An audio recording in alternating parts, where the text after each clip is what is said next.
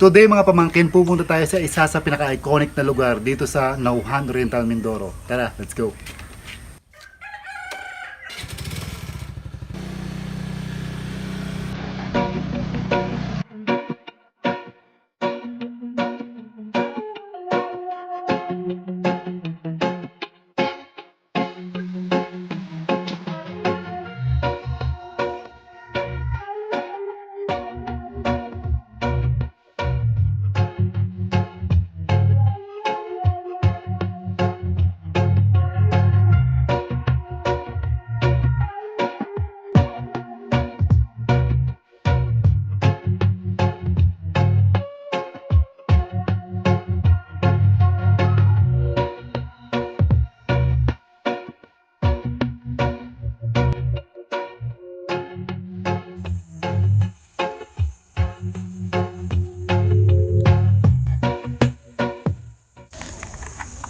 Yun mga pamangkin, nandito tayo ngayon sa Barangay Bangkuro, dito sa bayan ng Nauhan Oriental Mindoro. At nasa likod natin ang tinatawag ng Simbahang Bato. Ang Simbahang Bato ay isa sa pinakakilalang heritage na places dito sa Nauhan Oriental Mindoro, especially sa mga turista na mahilig sa mga historic places. Kaya nasa likod ko guys, kung makikita nyo kung gaano ka laki, gaano kakapal yung, yung wall dyan. Tinawag itong church inside the church kasi may simbahan, may chapel sa loob ng wall ng church.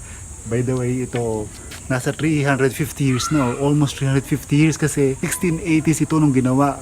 Originally, kumbento ito ng mga praile and then ginawang simbahan na rin. Tara, pasukin natin.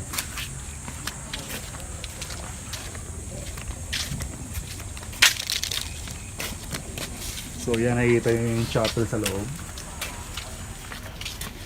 Ayan. So napapansin nyo gano'ng kakapal ito. Itong wall na ito, made of some of them, yung corals talaga ang ginamit dito para gawing wall. Kung napapansin dito, parang may mga corals na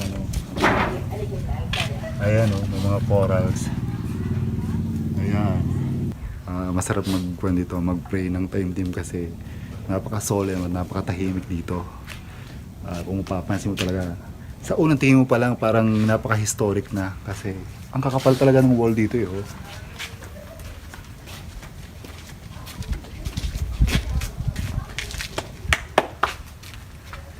Ayon sa pag-research ko, noong 1842, sinugod ito ng mga Moro invaders, kaya ginawa itong refuge house o ginawang camp din ito.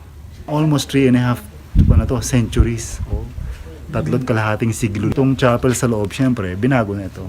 So ito yung bell nila, traditional bell nila dito. Ma'am, ano po yung nandiyan sa likod, ma'am?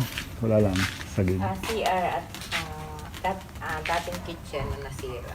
Dating kitchen na sira doon sa likod doon.